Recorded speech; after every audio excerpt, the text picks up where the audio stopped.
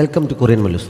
Mister bad എന്ന ഡ്രാമയുടെ 4ാമത്തെ എപ്പിസോഡിന്റെ തുടക്കത്തിൽ ബസ്സിൽ നിന്നിറങ്ങി വീട്ടിലേക്ക് പോകുന്ന വഴി ഷാവോദി നാൻസിങ്ങിനൊപ്പം ഫെയറി ഫൗണ്ടിന് മുന്നിൽ കുറച്ചു നേരം എന്തോ ചിന്തിച്ച് നിൽക്കുന്നുണ്ട്. അവരെന്താണ് ഇത്ര കാര്യമായി ചിന്തിക്കുന്നതെന്നൊരു പിടിയും കിട്ടാൻ നിൽക്കുകയാണ് നാൻസി. അവസാനം ക്ഷമ നശിച്ച് നമ്മൾ എന്തിനാണ് ഇവിടെ നിൽക്കുന്നത് എന്ന് അവൾ ചോദിക്കുന്നു. അവൾ അവനെ സമ്മൺ ചെയ്ത ഓരോ സിറ്റുവേഷനെ കുറിച്ചുമായിരുന്നു അവൻ ചിന്തിച്ചുകൊണ്ടിരുന്നത്. അതിനെക്കുറിച്ച് അവളോട് പറഞ്ഞപ്പോൾ എനിക്കും അതങ്ങോട്ട് മനസ്സിലാക്കുന്നില്ല. ആദ്യത്തെ 2 തവണ നീ പറഞ്ഞതുപോലെ എനിക്കൊരു ഹീറോയുടെ സഹായം ആവശ്യമുണ്ടായിരുന്നു. പക്ഷെ പിന്നീട് 2 തവണ അങ്ങനെ യാതൊരു സഹായവും ആവശ്യമുള്ള സിറ്റുവേഷൻ ആയിരുന്നില്ല. എനിക്കും അതിനെക്കുറിച്ചൊരു പിടിയും കിട്ടുന്നില്ല എന്നവൾ പറയുന്നു. നിനക്ക് പിടികിട്ടില്ലെങ്കിലും എനിക്ക് കാര്യങ്ങൾ പിടികിട്ടി. ആദ്യ തവണ നീ എന്നെ വിളിച്ചു വരുത്തിയത് നിന്നെ നാണക്കേടിൽ നിന്ന് രക്ഷിക്കാനാണ്. 2ാമത് നിന്നെ പ്രൊട്ടക്റ്റ് ചെയ്യാൻ. പിന്നെ 2 തവണയും നിന്നെ കെയർ ചെയ്യാൻ. നിനക്ക് ശരിക്കും ആവശ്യം ഒരു ബോയ് ഫ്രണ്ടിനെയാണ് എന്നവൻ പറയുന്നു. ഞാൻ ആഗ്രഹിച്ചത് എന്താണെന്ന് ഇവന് മനസ്സിലായല്ലോ എന്നോർത്ത് അവൾ ഷോക്കാകുന്നുണ്ടെങ്കിലും അത് അംഗീകരിച്ചെടുക്കാതെ പതുക്കെ അവിടെ നിന്ന് സ്ഥലം വിടാൻ ശ്രമിക്കുന്നു. പക്ഷെ അവൻ അവളെ പിടിച്ചു നിർത്തി വീണ്ടും കുറേ ചോദ്യം ചെയ്യുന്നുണ്ട്. അവസാനം മറക്കാനാവാത്ത ഒരു പ്രണയം കിട്ടാൻ വേണ്ടി തന്നെയാണ് ആഗ്രഹിച്ചത് എന്ന് അവൾക്ക് സമ്മതിക്കേണ്ടി വരുന്നു. ഇപ്പോൾ ഷോക്കായത് അവനാണ്. നിന്നെപ്പോലെ ഒരാൾക്ക് അങ്ങനെ ഒരു പ്രണയത്തിന് യോഗ്യത ഉണ്ടെന്ന് തോന്നുന്നുണ്ടോ എന്ന് ദേഷ്യത്തിൽ ചോദിച്ചിട്ട് അവൻ അവിടെ നിന്ന് പോകുന്നു. എനിക്കെന്താണ് യോഗ്യത ഇല്ലാത്തത് എന്ന് അവൾ പുറകിൽ നിന്ന് വിളിച്ചു ചോദിച്ചെങ്കിലും അവൻ നിൽക്കുന്നില്ല. അവൻ അങ്ങനെ പറഞ്ഞത് അവളെ ശരിക്കും സങ്കടത്തിലാക്കുന്നുണ്ട്. വിഷമം തീർക്കാൻ അവൾ ഒരു ബിയർ വാങ്ങി കുടിക്കുന്നു. ഷാവതി വീട്ടിലെത്തി അവളെ ചീത്ത വിളിച്ചുകൊണ്ട് ഡ്രസ്സൊക്കെ പാക്ക് ചെയ്യുകയാണ്. നിന്നെപ്പോലെ ഒരെണ്ണത്തിനെ പ്രേമിക്കാൻ എനിക്ക് വട്ടല്ലേ, ഇനി നീ എൻ്റെ പുറകെങ്ങാനും വന്നാൽ നിന്നെ ഞാൻ കൊല്ലും എന്നൊക്കെ അവൻ പറയുന്നുണ്ട്. കലിപ്പിൽ സോഫയിലേക്ക് ഇരുന്നപ്പോഴാണ് ടീപ്പോയ്ക്ക് മുകളിൽ ഇരിക്കുന്ന ഒരു പേപ്പർ അവൻ കണ്ടത്. നാൻസിങ് ഫോൺ കൊണ്ടുവച്ചപ്പോൾ അതിൻ്റെ കൂട്ടത്തിൽ വെച്ചതായിരുന്നു അത്. ഇപ്പോഴാണ് അവനത് കാണുന്നത്. മോഡേൺ ലൈഫ് നല്ല സുഖമുള്ളതാണെങ്കിലും നിന്നെപ്പോലെ ഒരാൾക്ക് പല കാര്യങ്ങളും ഒരു പിടിയും ഉണ്ടാകില്ല എന്ന് പറഞ്ഞ് ഇവിടെ ജീവിക്കുമ്പോൾ അറിഞ്ഞിരിക്കാൻ കുറച്ച് കാര്യങ്ങൾ ചിത്രങ്ങൾ സഹിതം അവൾ അതിൽ കുറിച്ച് വെച്ചിരുന്നു. പവർ സോക്കറ്റിനെ കുറിച്ചും ട്രാഫിക് ലൈറ്റിനെ കുറിച്ചുമൊക്കെ അവൾ അതിൽ സൂചിപ്പിച്ചിരുന്നു. മാത്രമല്ല അപകടകരമായ എന്തെങ്കിലും സാഹചര്യം ഉണ്ടായാൽ വിളിക്കേണ്ട എമർജൻസി നമ്പറും അവളുടെ ഫോൺ നമ്പറും ഒക്കെ അവൾ അതിൽ എഴുതിയിരുന്നു. അവൻ അത് വായിച്ച ശേഷം ചുരുട്ടിക്കുട്ടി വേസ്റ്റ് ബിന്നിൽ എറിയുന്നു. ആ സമയത്ത് മഴ പെയ്തു തുടങ്ങുന്നു. കുടയില്ലല്ലോ എന്ന് വിചാരിച്ചെങ്കിലും എന്തെങ്കിലും ആഗ്രഹിച്ചു പോയാൽ ഷാവോദി വന്നാലോ എന്ന് കരുതി എനിക്ക് നിന്റെ സഹായം ആവശ്യമില്ല, ഇത് എനിക്ക് തനിച്ച് ഹാൻഡിൽ ചെയ്യാവുന്നേ ഉള്ളൂ എന്ന് പറഞ്ഞ് അവൾ ബാഗും എടുത്ത് വീട്ടിലേക്ക് പോകാൻ തുടങ്ങുന്നു. അപ്പോഴാണ് കുടയും എടുത്ത് അവൻ അവിടെ എത്തിയത്. എനിക്ക് നിന്നെ ആവശ്യമില്ല എന്നല്ലേ ഞാൻ പറഞ്ഞത്, പിന്നെ എന്തിനാണ് വന്നത്? മറക്കാനാവാത്ത ഒരു പ്രണയം വേണമെന്ന് ആഗ്രഹിക്കുന്ന ഇത്ര വലിയ തെറ്റാണോ? അമ്പിളിയമ്മവരെ വേണമെന്നൊന്നുമല്ലോ ഞാൻ ആഗ്രഹിച്ചത് എന്നൊക്കെ അവൾ ദേഷ്യവും വിഷമവും ഒക്കെ കലർന്ന് പറയുന്നു. അവൻ മറുപടിയൊന്നും പറയാതെ അവളുടെ അടുത്തേക്ക് ചെന്നിട്ട് നിനക്ക് മറക്കാനാകാത്ത ഒരു പ്രണയമല്ലേ ആവശ്യം, ഞാനത് തരാമെന്ന് പറയുന്നു. പെട്ടെന്ന് അവൻ മുന്നിലേക്ക് വന്ന് അങ്ങനെ പറഞ്ഞപ്പോൾ അവൾക്ക് എന്ത് പറയണമെന്നറിയുന്നില്ല. അവൾ വേഗം സ്ഥലം വിടാൻ നോക്കിയെങ്കിലും അവൻ വിടുന്നില്ല. നീ പെട്ടെന്ന് ഇങ്ങനെ മുന്നിലേക്ക് വന്ന് പറഞ്ഞാൽ ഞാൻ എന്ത് പറയാനാണ്? ഞാൻ ഇതുവരെ അതിനെക്കുറിച്ച് ചിന്തിച്ചിട്ടില്ല. നീ മോശക്കാരനാണെന്നല്ല, എന്നാലും നീ അത്ര നല്ലവനാണെന്ന് പറയാൻ പറ്റില്ല. പെട്ടെന്ന് ഇങ്ങനെ ഒരു തീരുമാനം എടുത്താൽ അമ്മയോട് ഞാൻ എന്ത് പറയും? ബാക്കിയുള്ളവരോടൊക്കെ എന്ത് പറയും? എനിക്കിപ്പോൾ ഒരു ജോലി കിട്ടിയതല്ലേ ഉള്ളൂ. നിനക്കാണെങ്കിൽ ജോലിയൊന്നുമില്ല. ഇവിടെ പ്രത്യേകിച്ച് ഒരു ഐഡിയ ഇല്ല. നാളെ നമുക്ക് കുട്ടികളുണ്ടായാൽ അവരുടെ കാര്യം എങ്ങനെയായിരിക്കും എന്നിങ്ങനെ അവൾ നിർത്താതെ കുറേ സംശയങ്ങൾ പറഞ്ഞുകൊണ്ടിരിക്കുകയാണ്. അവൻ ഇടയ്ക്ക് കയറി അതിന് നിന്റെ അപ്പം കുട്ടികൾ വേണമെന്ന് ഞാൻ പറഞ്ഞോ എന്ന് ചോദിച്ചപ്പോൾ അപ്പോൾ കുട്ടികൾ വേണ്ടേ എന്നവൾ നിഷ്കളങ്കമായി ചോദിക്കുന്നുണ്ട്. അവളോട് അങ്ങനെയൊന്നും പറഞ്ഞിട്ടൊരു കാര്യമില്ല എന്ന് മനസ്സിലായത് കൊണ്ട് എൻ്റെ കാര്യമല്ല ഞാൻ പറഞ്ഞത്. നിനക്ക് മറക്കാനാവാത്ത ഒരു പ്രണയം വേണമെന്നല്ലേ നീ ആഗ്രഹിച്ചത്? അത് ഞാൻ തന്നെ ആയിരിക്കണം എന്ന് നിർബന്ധമൊന്നുമില്ലല്ലോ. എനിക്ക് പകരം നിനക്ക് പറ്റിയ ഒരാളെ കണ്ടെത്തി കഴിഞ്ഞാൽ എൻ്റെ ജോലി തീർന്നു എന്നവൻ പറയുന്നു. അത് ശരിയാണെന്ന് അവൾക്കും തോന്നുന്നു. എത്രയും പെട്ടെന്ന് അത് ചെയ്യണം. നീ ഇനിയും എന്നെ സമൺ ചെയ്താൽ എനിക്ക് ചിലപ്പോൾ ക്ഷമിക്കാൻ കഴിയില്ല. നിനക്ക് പറ്റിയ ഒരാളെ എവിടെ കിട്ടുമെന്ന് അവൻ ചോദിക്കുന്നു. എന്നെ ആരും നോക്കുന്നില്ല എന്നാണോ നീ വിചാരിക്കുന്നത്? എൻ്റെ ടീമിലെ പയ്യന്മാർക്കൊക്കെ എന്നെ കാണുമ്പോഴേ ആവശ്യം കൊണ്ട് ബഹളം വെക്കാൻ തുടങ്ങും എന്നൊക്കെ കുറച്ച് ബെടായി അവൾ തട്ടിവിടുന്നു. എങ്കിൽ പിന്നെ നാളെ അത് നേരിട്ട് കണ്ടിട്ട് തന്നെ കാര്യം. ഞാനും നാളെ നിന്റെ കൂടെ വരുന്നു എന്നവൻ പറഞ്ഞപ്പോൾ അവൾ ശരിക്കും പെടുന്നുണ്ട്. എന്നാൽ തോറ്റു കൊടുക്കാൻ മനസ്സിലാത്തതിനാൽ അവൾ സമ്മതിക്കുന്നു. പറയാനുള്ളത് പറഞ്ഞു കഴിഞ്ഞപ്പോൾ അവൻ തിരിച്ചടക്കുന്നു. ഞാനും വരുന്നു, മഴ ഇപ്പോഴും മാറിയിട്ടില്ല എന്ന് പറഞ്ഞപ്പോൾ അവൻ്റെ പുറകെ ഓടുന്നുണ്ട്. വീട്ടിലെത്തിയപ്പോഴും നാൻസിങ്ങിന് അടുത്ത പണി കിട്ടിയത്. അവളുടെ അമ്മ തിരിച്ചെത്തിയിരിക്കുന്നു. അവനോട് എന്താ പറഞ്ഞ് ബഹളം വെച്ചുകൊണ്ടാണ് അവൾ വന്നത്. അത് കേട്ട് അമ്മ വാതിൽ തുറന്ന് പുറത്തേക്ക് ഇറങ്ങി വരുന്നതിനാൽ അവനെയും കാണുന്നു. അവൻ്റെ ക്യാരക്ടർ ക്രിയേറ്റ് ചെയ്ത സമയത്ത് അമ്മ അടുത്തുണ്ടായിരുന്നതിനാൽ ശരിക്കുള്ള പേര് പറഞ്ഞ് പരിചയപ്പെടുത്തിയാൽ അമ്മയ്ക്ക് അവരെ മനസ്സിലാക്കുമെന്ന് പഠിച്ച് പേരിൽ കുറച്ച് മാറ്റം വരുത്തി ഷിയോങ് വുജി എന്നാണ് അവൾ പറഞ്ഞത്. എന്തിനാണ് അവൾ കള്ളം പറയുന്നതെന്ന് അവന് മനസ്സിലാക്കുന്നില്ല. മാത്രമല്ല സിസിയുടെ കസിൻ ബ്രദറാണ് എന്ന് പറഞ്ഞാണ് അവൾ അവനെ പരിചയപ്പെടുത്തിയത്. അവളുടെ ബോയ് ഫ്രണ്ട് ആയിരിക്കുമെന്ന് കരുതി അമ്മ ചെറുതായി സന്തോഷിച്ചതാണ്. ഫ്രണ്ടിൻ്റെ കസിനാണെന്ന് പറഞ്ഞപ്പോൾ കുറച്ച് നിരാശ തോന്നിയെങ്കിലും ഡാൻസിങ്ങിന് ജോലി കിട്ടിയതിൻ്റെ സന്തോഷത്തിൽ ഉണ്ടാക്കിയ സ്പെഷ്യൽ ഫുഡ് കഴിക്കാൻ അമ്മ അവനെ കൂടി ക്ഷണിക്കുന്നു. അമ്മ അകത്തേക്ക് കയറി പുറകെ അവനും അകത്തേക്ക് കയറാൻ തുടങ്ങിയപ്പോൾ അമ്മ വെറുതെ പറഞ്ഞതാണ്. നീ നിന്റെ മുറിയിലേക്ക് പോകാൻ പറഞ്ഞ് അവൾ അവനെ തടയുന്നു. അമ്മ വീണ്ടും പുറത്തേക്ക് വന്നവനെ അകത്തേക്ക് ക്ഷണിക്കുന്നതിനല്ല അവളെ തള്ളി മാറ്റി അവൻ അകത്തേക്ക് കയറുന്നു. അമ്മ ഭക്ഷണം എടുത്തുകൊണ്ടിരിക്കുന്ന സമയത്ത് പേര് മാറ്റി പറഞ്ഞതിൻ്റെ പേരിൽ അവൻ അവളോട് വഴക്കുണ്ടാക്കുന്നുണ്ട്. ഞാൻ പിന്നെ എന്ത് പറയണമായിരുന്നു? എനിക്ക് ബോയ് ഫ്രണ്ടായി ദൈവം പാസ്റ്റിൽ നിന്ന് അയച്ചതാണെന്നോ? എന്തായാലും പറഞ്ഞത് പറഞ്ഞു, ഇനിയിപ്പോൾ അതനുസരിച്ച് നിന്നാൽ മതിയെന്നൊക്കെ അവൾ പറയുന്നു. രണ്ടു കൂടി അടി കൂടുന്നത് അമ്മ ശ്രദ്ധിക്കുന്നുണ്ട്. ഭക്ഷണം വിളമ്പി വെച്ചിട്ട് അവരോട് കഴിച്ചോളാൻ പറഞ്ഞ അമ്മ ഫ്രൂട്ട്സ് കട്ട് ചെയ്യാനായി പോകുന്നു. അമ്മയുടെ കണ്ണു തെറ്റുമ്പോൾ രണ്ടു കൂടി അടിയിടാൻ തുടങ്ങും. ഭക്ഷണം കഴിക്കാനിരുന്നപ്പോൾ അമ്മയുടെ പാചകത്തെക്കുറിച്ച് നന്നായി അറിയാവുന്നത് കൊണ്ട് അവൻ കഴിച്ചു തുടങ്ങിയപ്പോഴേ തിരിച്ചു തുപ്പാനായി അവൾ ടിഷ്യൂ ഒക്കെ അവൻ്റെ മുന്നിലേക്ക് എടുത്ത് കൊടുക്കുന്നുണ്ട്. ഒരു ഭാവമാറ്റവുമില്ലാതെ കൂളായിരുന്നു കഴിക്കുകയാണ് അവൻ. നിനക്കിത് കഴിച്ചിട്ടൊന്നും തോന്നുന്നില്ല എന്ന് അവൾ സംശയത്തോടെ ചോദിച്ചപ്പോൾ മിണ്ടാതിരുന്ന് കഴിക്കാൻ അവൻ പറയുന്നു. ഫ്രൂട്ട്സുമായി വന്ന അമ്മ ഫുഡ് എങ്ങനെയുണ്ടെന്ന് ചോദിച്ചപ്പോൾ കൊള്ളാമെന്നാണ് അവൻ പറഞ്ഞത്. അമ്മ ഫ്രൂട്ട്സ് അവിടെ വെച്ചിട്ട് പിന്നെയും എന്തോ ആവശ്യത്തിനായി പോകുന്നുണ്ട്. അവർ ഫ്രൂട്ട്സ് കഴിച്ചു കഴിഞ്ഞപ്പോഴാണ് നമ്മുടെ അമ്മമാരെ പോലെ തന്നെയാണ് അവിടുത്തെ അമ്മമാരും എന്നും മനസ്സിലായത്. മുളകരിഞ്ഞ കത്തിക്കൊണ്ട് തന്നെയായിരുന്നു ഫ്രൂട്ട്സ് മുറിച്ചത്. രണ്ടുപേർക്കും ശരിക്കും എരിവുണ്ട്. അമ്മ വേഗം വെള്ളവുമായി വരുന്നു. അവൻ്റെ അടുത്ത് വന്നിരുന്ന വിശേഷങ്ങളൊക്കെ ചോദിക്കാനും തുടങ്ങുന്നു. താമസിക്കുന്നത് ഓപ്പോസിറ്റ് യൂണിറ്റിലാണ് എന്നറിഞ്ഞപ്പോൾ അമ്മ ശരിക്കും അന്തം വിട്ട് നാൻസിങ്ങിനെ നോക്കുന്നു. അവൻ പെട്ടെന്നാണ് സിറ്റിയിലേക്ക് വന്നത്. താമസിക്കാൻ സ്ഥലമൊന്നും ശരിയായില്ല, അതുകൊണ്ട് ഞാനത് റെന്റിന് കൊടുത്തതാണ് എന്നവൾ പറഞ്ഞൊപ്പിക്കുന്നു. നാൻസിങ്ങിന്റെ അച്ഛൻ്റെ വകയാണ് ഫ്ലാറ്റ്. വർഷങ്ങളെ അത് ഒഴിച്ചിട്ടിരിക്കുകയാണ്. ആർക്കെങ്കിലും റെന്റ് കൊടുക്കാമെന്ന് കരുതി അടുത്തിടെ വൃത്തിയാക്കിയതാണ്. നീ ഇത്ര പെട്ടെന്ന് അവിടേക്ക് താമസമായി എന്ന് അമ്മ വിശ്വാസം വരാത്ത പോലെ അവനോട് ചോദിക്കുന്നു.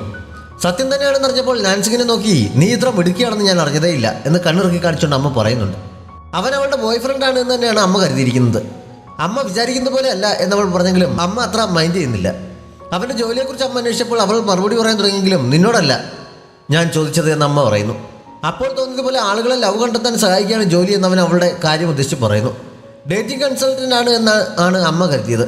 അതെന്തായാലും നന്നായി. നീ കുറച്ച് ടിപ്സ് നാൻസിങ്ങിനോട് പറഞ്ഞു കൊടുക്കണം. അവൾക്ക് സ്വന്തമായി എന്തായാലും ഒരു ബോയ് ഫ്രണ്ടിനെ കണ്ടെത്താൻ കഴിയുമെന്ന് തോന്നില്ല എന്ന് അമ്മ അപ്പോൾ പറയുന്നുണ്ട്. അമ്മ ഇനി ഇവിടെ ഇരുന്നാൽ ശരിയാവില്ല എന്നറിയാവുന്നതിനാൽ എന്തോ കരിഞ്ഞ മണം വരുന്നുണ്ട്, എന്താണെന്ന് പോയി നോക്കാൻ പറഞ്ഞ് നാൻസിങ് അമ്മയെ അവിടെ നിന്ന് സൂത്രത്തിൽ പറഞ്ഞു വിട്ട ശേഷം കഴിച്ചത് മതിയെന്ന് പറഞ്ഞ് അവനെ പിടിച്ചെഴുന്നേൽപ്പിച്ച് മുറുക്കി പുറത്ത് കൊണ്ടുപോകുന്നു. അവൻ പോകുന്നത് കണ്ടപ്പോൾ ഇനിയും വരണേന്ന് അമ്മ വിളിച്ചു പറയുന്നുണ്ട്. അമ്മ പറയുന്നതൊന്നും നീ കാര്യമാക്കണ്ട. നിനക്കെന്തെങ്കിലും അസ്വസ്ഥത തോന്നുന്നുണ്ടോ? വയറുവേദനയോ വൊമിറ്റ് ചെയ്യാനുള്ള ടെൻഡൻസിയോ അങ്ങനെ എന്തെങ്കിലും എന്ന് അവൾ ചോദിക്കുന്നു. ഒന്നുമില്ല എന്നവൻ പറഞ്ഞപ്പോൾ സാധാരണ അങ്ങനെയല്ലല്ലോ, അമ്മയുടെ ഫുഡ് കഴിക്കുന്നവർക്കൊക്കെ എന്തെങ്കിലും പ്രശ്നം ഉണ്ടാകാറുള്ളതാണ്. രാത്രി എന്തെങ്കിലും അസ്വസ്ഥത തോന്നുകയാണെങ്കിൽ എന്നെ വിളിക്കാൻ മറക്കരുത് എന്നവൾ പറഞ്ഞപ്പോൾ നീ വെറുതെ ഇതും പറഞ്ഞ് സമയം കളയണ്ട, നാളെ പകരക്കാരനെ കണ്ടുപിടിക്കുന്ന കാര്യം മറക്കണ്ട എന്ന് പറഞ്ഞിട്ട് അവൻ മുറിയിലേക്ക് കയറി പോകുന്നു. അന്ന് രാത്രി അമ്മയ്ക്ക് അവളോട് അവനെക്കുറിച്ച് പറയാനേ സമയം ഉണ്ടായിരുന്നുള്ളൂ. അവൻ ആൾ വലിയ തരക്കേടില്ലാന്ന് തോന്നുന്നു. ഇന്ന് വരെ എൻ്റെ ഫുഡ് നല്ലതാണെന്ന് ആരും പറഞ്ഞിട്ടില്ല. കൊള്ളില്ല എന്ന് എനിക്കും അറിയാം. ആദ്യമായിട്ടാണ് ഒരാൾ അത് നല്ലതാണെന്ന് പറയുന്നത് എന്നമ്മ പറഞ്ഞപ്പോൾ അത് അവൻ്റെ നാക്കിന് രുചി അറിയാത്തത് കൊണ്ടായിരിക്കും എന്നവൾ പറയുന്നുണ്ട്. അതെന്തായാലും അവൻ നല്ലവനാണെന്ന് തോന്നുന്നു. നീ അവൻ്റെ കാര്യത്തിൽ കാര്യമായി ചിന്തിക്കാൻ അമ്മ പറയുന്നു. അത് ശരിയായില്ല, ഞങ്ങൾ ഒരിക്കലും ഒരുമിക്കാൻ പോകുന്നില്ല എന്നവൾ പറഞ്ഞപ്പോൾ അതെന്താ ശരിയാക്കാത്തത്? ഒരുപാട് ആളുകൾ അപ്പുറത്തെ ഫ്ലാറ്റ് വാടകയ്ക്ക് ചോദിച്ചു വന്നല്ലേ, അവർക്കാർക്കും കൊടുക്കാതിരുന്ന നീ ഇപ്പോൾ അവന് കൊടുത്തത് എന്തുകൊണ്ടാണെന്ന് നമ്മൾ ചോദിക്കുന്നു. കൊടുക്കാതെ പിന്നെ എന്ത് ചെയ്യും? അവനെ എൻ്റെ മുറിയിൽ താമസിപ്പിക്കാൻ പറ്റില്ലല്ലോ എന്നവൾ മനസ്സിൽ വിചാരിക്കുന്നുണ്ട്. ഇതൊരു ഗോൾഡൻ ചാൻസ് ആണ്, പാഴാക്കി കളയരുതെന്നൊക്കെ അമ്മ പറഞ്ഞപ്പോൾ ഞാനിപ്പോൾ ഇതിനെപ്പറ്റിയൊന്നും ആലോചിക്കാനുള്ള മൂഡിലല്ല എന്നവൾ പറയുന്നു.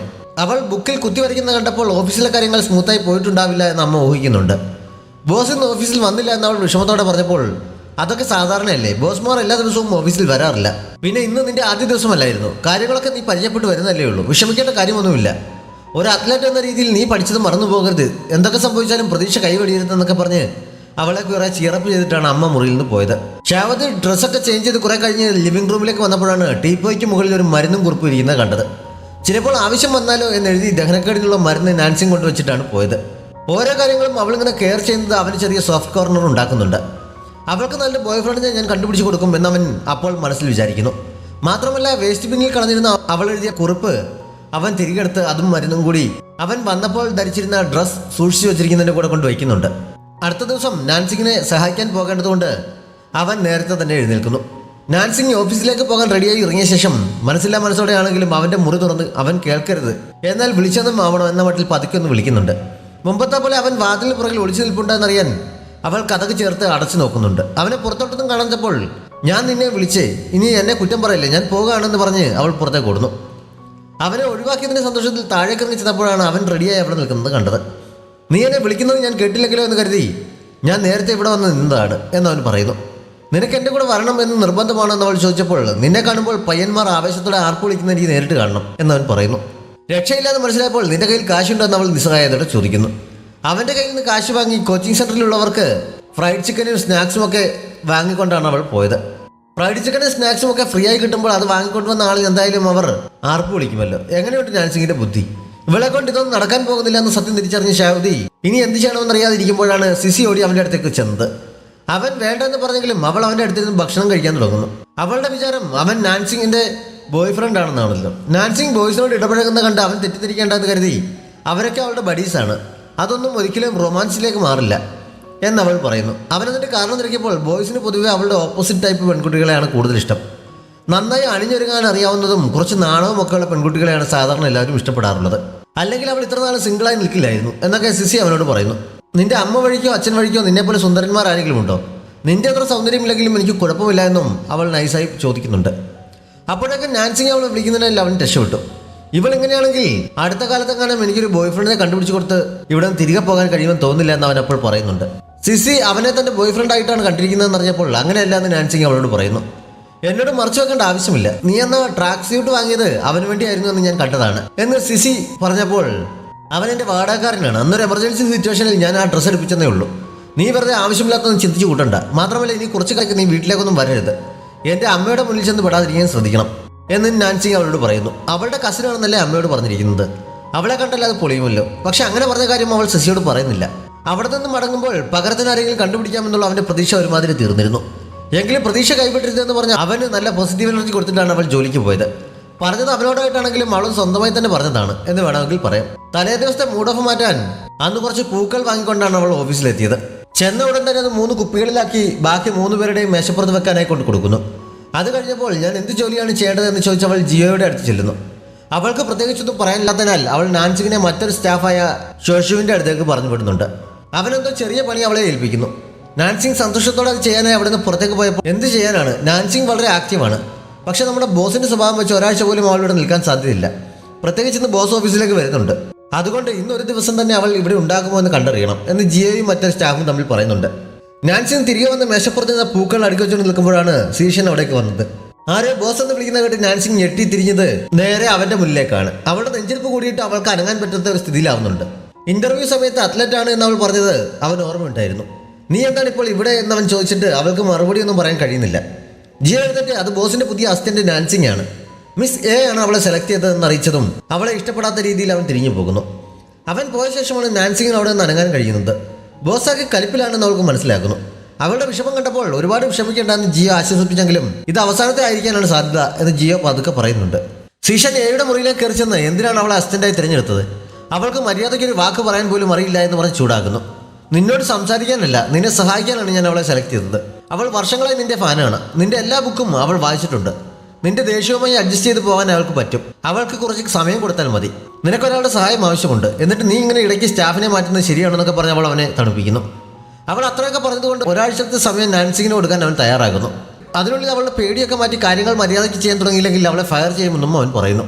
അതിനെക്കുറിച്ച് സംസാരിച്ചു കഴിഞ്ഞപ്പോൾ അവളുടെ ബോയ് ഫ്രണ്ടിനെ കുറിച്ച് അവൻ നൈസായി വിവരങ്ങൾ തിരക്കുന്നുണ്ട്. നിനക്ക് ശരിക്കും ഒരു ബോയ് ഫ്രണ്ടിന് ആവശ്യമുണ്ടോ എന്നവൻ ചോദിച്ചപ്പോൾ കമ്പനി വാങ്ങിയ ഒരു മെഷീനല്ല ഞാൻ, എനിക്ക് എൻ്റെതായ ജീവിതമുണ്ട് എന്നവൾ ചിരിയോടെ പറയുന്നു. ബർത്ത്ഡേ വിഷ് ചെയ്ത് എഴുതി വെച്ചിരുന്ന ലെറ്ററിന് അവൾ താങ്ക്സ് പറയുന്നുണ്ട്.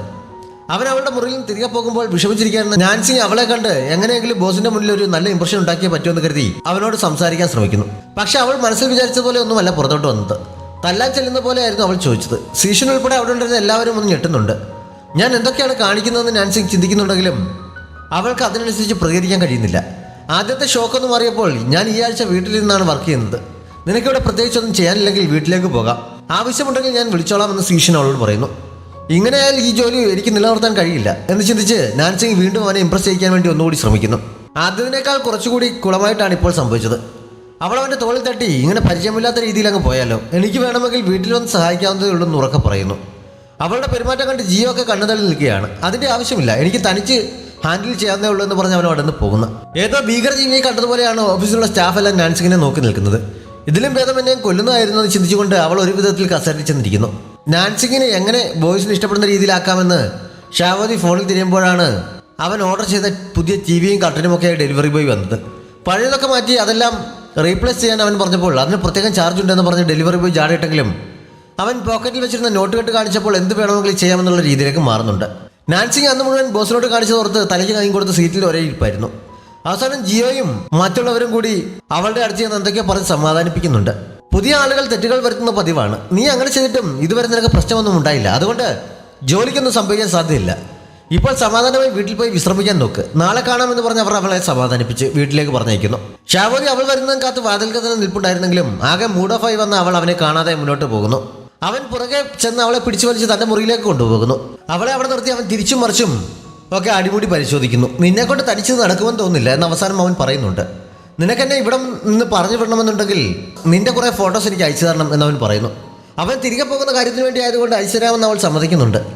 അവൾ പോകാൻ തുടങ്ങിയപ്പോൾ നീ ഇന്ന് മൂഡ് ഓഫ് ആണല്ലേ എന്നവൻ ചോദിച്ചെങ്കിലും അല്ല എന്നാണ് അവൾ പറഞ്ഞത്. എന്തായാലും കുഴപ്പമില്ല, എന്നെ സമൺ ചെയ്യരുത് എന്ന് അവൻ വാണി കൊടുക്കുന്നു. എനിക്കത് അറിയാമെന്ന് പറഞ്ഞാണ് അവൾ പോയത്. രാത്രി അവൾ അയച്ചു കൊടുത്ത ഫോട്ടോസ് കണ്ട് അവൻ തലയിൽ കൈവയ്ക്കുന്നുണ്ട്. ട്രെയിനിങ് സെൻറ്ററിലെ സ്റ്റുഡൻസിനൊപ്പമുള്ള ഫോട്ടോയും ധീരതയ്ക്ക് അവാർഡ് കിട്ടിയപ്പോൾ എടുത്ത ഫോട്ടോസും ഒക്കെ ആയിരുന്നു അത്. ഇതിന് ഞാൻ തന്നെ എന്തെങ്കിലും വഴി കണ്ടെത്തിയേ പറ്റുമെന്ന് അവൻ അപ്പോൾ പറയുന്നു. അടുത്ത ദിവസം രാവിലെ നാൻസിങ് പോകാൻ ഇറങ്ങിയപ്പോൾ അമ്മ അവളെക്കാൾ മുന്നേ ഓടി ഇറങ്ങുന്നുണ്ട്. വാതിൽ പൂട്ടിയ ശേഷം അവൾ അവൻ്റെ മുറിയിലേക്ക് കയറുന്നു. പക്ഷെ വിളിച്ചിട്ട് അവനെ അവിടെയും കാണാനുണ്ടായിരുന്നില്ല. വാതിലിന് പുറകിൽ ഒളിച്ചു നിൽക്കുന്നുണ്ടെന്ന് അവൾ അപ്പോഴും നോക്കുന്നുണ്ട്. അമ്മ അവരും കൂടി ബ്രേക്ക്ഫാസ്റ്റ് റെഡിയാക്കിയിരുന്നു, അതുകൊണ്ടാണ് അവൾ വന്നത്. അവൻ പുതിയ ടിവിയും കട്ടനും ഒക്കെ വാങ്ങിയത് അവൾ ശ്രദ്ധിക്കുന്നുണ്ട്. ഫുഡ് ടീപ്പോയ്ക്ക് മുകളിൽ വെക്കാൻ തുടങ്ങിയപ്പോഴാണ് അവൻ്റെ ഫോൺ അവിടെ ഇരിക്കുന്നത് കണ്ടത്. അവൻ ഫോട്ടോസ് വാങ്ങിയത് എന്തിനായിരിക്കുമെന്ന് അറിയാനുള്ള ആകാംക്ഷ കൊണ്ട് അവൾ ആ ഫോൺ പരിശോധിക്കാൻ തുടങ്ങിയെങ്കിലും അപ്പോഴേക്കും അവൻ വന്ന് അവളുടെ കയ്യിൽ പിടിക്കുന്നു. അവൾ ആകെ ചമ്മയെങ്കിലും ഒരു വിധത്തിൽ തടിതപ്പാൻ തുടങ്ങിയപ്പോൾ അവൻ ആ ഫ്ലാറ്റിന്റെ അവളുടെ കയ്യിലുള്ള സ്പെയർ താക്കോൽ തിരികെ വാങ്ങിക്കുന്നുണ്ട്. ഇനി നിന്റെ പെർമിഷൻ ഇല്ലാതെ ഇതിനകത്തേക്ക് വരില്ല എന്ന് പറഞ്ഞ് സോറി പറഞ്ഞിട്ടാണ് അവൾ പോയത്. അന്ന് അവൾ ഓഫീസിൽ ചെന്നപ്പോഴാണ് തലേദിവസം ബോസിന്റെ മുന്നിൽ നടത്തിയ പെർഫോമൻസിന്റെ റിയാക്ഷൻ ശരിക്കും പറഞ്ഞത്. ബോസിനോട് അങ്ങോട്ടേക്ക് കയറി അങ്ങനെയൊക്കെ പെരുമാറിയിട്ട് ഇന്ന് ഓഫീസിലേക്ക് ഒരാളുടെ ഗട്ട്സ് അവൾക്കുണ്ടല്ലോ എന്ന് ഒളിയും തെളിയും മറ്റുള്ളവർ അടക്കം പറയുന്നത് അവൾ കേൾക്കുന്നു. മാത്രമല്ല ആരും അവളോട് ചിരിക്കാനോ ഹായ് പറയാനോ ഒന്നും തയ്യാറാകുന്നില്ല. നാണക്കേട് കൊണ്ട് തലയും കുടിച്ച് പോവുകയായിരുന്നു അവൾ ജിയോയെ ചെന്നിരിക്കുന്നുണ്ട്. വിവരം പറഞ്ഞപ്പോൾ ജിയോ മറ്റുള്ളവരെ വഴക്ക് പറഞ്ഞെങ്കിലും നാൻസിങ് വേഗം ഓടി അകത്തേക്ക് പോകുന്നു. കുറച്ച് കഴിഞ്ഞപ്പോൾ അവൾ ജിയോയുടെ അടുത്ത് ചെന്ന് എനിക്ക് എന്തെങ്കിലും ജോലി ചെയ്യാനുണ്ടോ, ബോസ് എന്നോട് വെയിറ്റ് ചെയ്യാനാണ് പറഞ്ഞത്, എന്തെങ്കിലും ജോലി ഉണ്ടെങ്കിൽ ചെയ്യാൻ ഞാൻ റെഡിയാണെന്ന് പറയുന്നു. ജിയോ മറ്റു രണ്ടുപേരെയും നോക്കിയപ്പോഴേക്ക് ഇങ്ങോട്ടേക്ക് വിടല്ലേ എന്ന മട്ടിൽ അവർ കൈ കാണിക്കുന്നുണ്ട്. നാൻസിങ് നോക്കിയപ്പോൾ ഞങ്ങളുടെ ഇന്നത്തെ ജോലിയെല്ലാം ഞങ്ങൾ ഓൾറെഡി ചെയ്ത് കഴിഞ്ഞു എന്ന് അവർ രണ്ടുപേരും പറയുന്നു. അവൾ നിരാശയോടെ സീറ്റിൽ ചെന്നിരുന്നെങ്കിലും വീണ്ടും ചാടി ഇരുന്നിട്ട് ജിയോയുടെ അടുത്ത് ചെന്ന് ഫിസിക്കൽ ജോബ് ആണെങ്കിലും എനിക്ക് കുഴപ്പമില്ല, ഞാൻ റെഡിയാണെന്ന് പറയുന്നു. സ്റ്റോർ റൂമിൽ കൊണ്ടുവയ്ക്കാനുള്ള ഒരു ബോക്സ് നാൻസിങ്ങിൻ്റെ കയ്യിൽ കൊടുത്തുവിടാൻ ജിയോ ഷോഷിയോട് പറയുന്നു. നാൻസിങ് സന്തോഷത്തോടെ വെച്ചെന്ന് അതും വാങ്ങി സ്റ്റോർ റൂമിലേക്ക് പോകുന്നു. നാൻസിങ് ചെല്ലുമ്പോൾ സ്റ്റോർ റൂം ആകെ അലങ്കോലമായി കിടക്കുകയാണ്. വേറെ ഒരു പണിയും ഇല്ലാത്തതുകൊണ്ട് അവൾ അവിടെ നിന്ന് അതെല്ലാം അടുക്കി പെറുക്കി വയ്ക്കുകയും അതിനകം തൂത്തും തുടച്ചും വൃത്തിയാക്കുകയും ചെയ്യുന്നു. ജോലി കഴിഞ്ഞ് പോകാൻ നേരമാണ് ജിയോ അവളുടെ കാര്യം പിന്നെ ഓർക്കുന്നത്. അവളെ അന്വേഷിച്ച് സ്റ്റോർ റൂമിലെത്തിയ ജിയോ അതിനകം കണ്ടാകെ അത്ഭുതപ്പെടുന്നു. നീ തനിച്ചാണോ ഇതെല്ലാം വൃത്തിയാക്കിയത്, ബോസിനെ നിന്നെ വേണ്ടെങ്കിലും ഉറപ്പായും ഞാൻ നിന്നെ ജോലിക്ക് എടുക്കും എന്നവൾ സന്തോഷത്തോടെ പറയുന്നുണ്ട്. നിന്നെ അന്വേഷിച്ചൊരു സുന്ദരം വന്നിട്ടുണ്ട്, നമ്മുടെ ബോസിനേക്കാളും ഗ്ലാമർ ആണെന്ന് തോന്നുന്നു, അത് പറയാനാണ് ഞാൻ വന്നത്, നിന്റെ അയൽക്കാരനാണെന്നാണ് പറഞ്ഞത് എന്ന് ജിയോ അവളോട് പറയുന്നിടത്ത് ഈ എപ്പിസോഡ് അവസാനിക്കുന്നു. ഈ ഡ്രാമ നിങ്ങൾക്ക് ഇഷ്ടപ്പെട്ടെങ്കിൽ നിങ്ങളുടെ അഭിപ്രായങ്ങൾ കമൻറ്റ് ബോക്സിലൂടെ ഉറപ്പായും അറിയിക്കണം. നമ്മുടെ ചാനൽ ഇതുവരെയും സബ്സ്ക്രൈബ് ചെയ്തിട്ടില്ലാത്ത കൂട്ടുകാർ സബ്സ്ക്രൈബ് ചെയ്യാനും ലൈക്ക് ചെയ്യാനും ഷെയർ ചെയ്യാനും മറക്കരുത്. Thanks for watching.